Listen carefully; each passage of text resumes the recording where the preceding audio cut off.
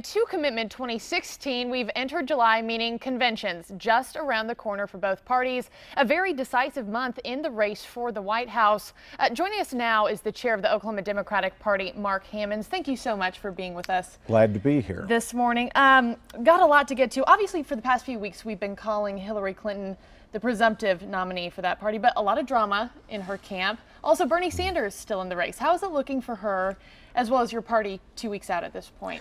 Well, Bernie Sanders has stated that he knows he's not going to be the nominee. His focus is on developing the Democratic platform. So I don't think there's any question at this time that Hillary Clinton will be the Democratic nominee. Yeah, very mathematically unlikely that it would be Bernie Sanders, but bringing it locally to Oklahoma's Democratic landscape, if you will.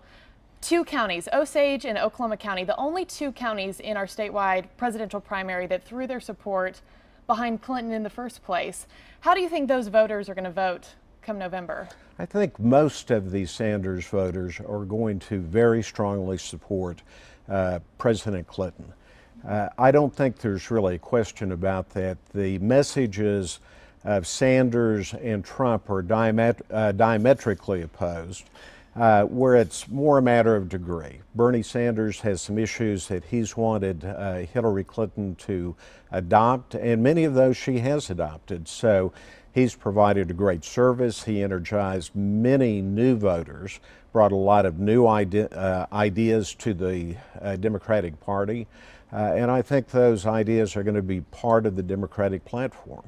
What do you think that says about Oklahoma's voters? I mean, why did we buck that national trend so heavily? Well, Oklahoma is a populist state. We have always believed in people, hard work, been skeptical of corporations, been skeptical of insiders, and Bernie represents an outsider. So he brought that kind of voice and freshness that has tended to resonate in the state of Oklahoma.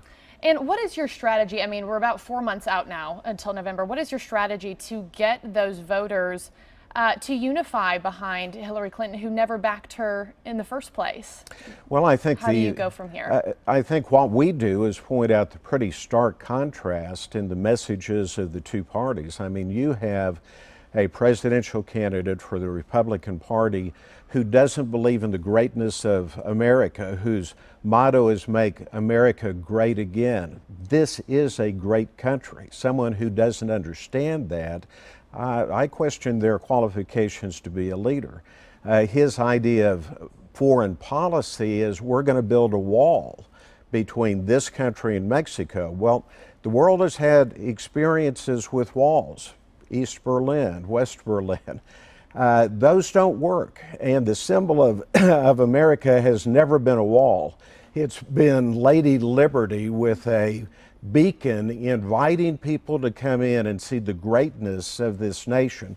We're not a nation of people who cower behind walls and hide from our neighbors. So when you start comparing those sorts of things, it's a tremendous contrast in style. One is a style of fear, of retreat, of giving up and isolating ourselves from the world. The other says we're a great country and we're going to do nothing but become greater in the future. Hillary Clinton is the candidate of hope. Trump is the candidate of fear. Want to touch on independents too? How do you think they're going to show up in November? Well, hopefully they will vote heavily. This is an important race. I think they'll have an opportunity to realize that they got to vote in the Democratic primary because we opened that up to them. They'll get to vote in our runoff systems. Right. Again, I think that they are beginning to recognize how important they can be, and Bernie Sanders has a lot to do with that. In shaping the future of this state and this nation. A New York Times poll recently found 64% of registered voters find her untrustworthy. I mean, you ask them about this, you're going to get one of two questions: emails or Benghazi, pretty much. How do voters, how are they supposed to get past this? Well, you know, that's the problem with being on the front lines and on the battlegrounds. If you're on the battlegrounds, you get scars. But you learn from that and you have experience. The experience that you have on Trump's side is You've got a guy who's been through multiple bankruptcies but claims to be a great businessman, who's been sued or been involved in over 3,500 suits and who won't reveal his income tax reports. Now, she's been through investigations and heavily scrutinized, and even the Republicans couldn't fault her on Benghazi. And on the emails, there's never been an indication that she did something different than what her Republican predecessor Secretary of States did in Colin Powell and Condoleezza Rice. So yeah, there's going to be political criticism, and that's the difference. She has faced political criticism, but Donald Trump has been sued for fraudulent dealings and has opposed turning over records in his own possession. He won't even turn over his tax returns. So who's untrustworthy? I think Donald Trump is the clear answer on that. Yeah, I think it is fair to say there's a lot of turbulence on both sides right now. There is. But a lot to follow this month and here within the next 4. So Mark Hammonds with the Oklahoma Democratic Party, thank you so much for joining us this morning. Thank you.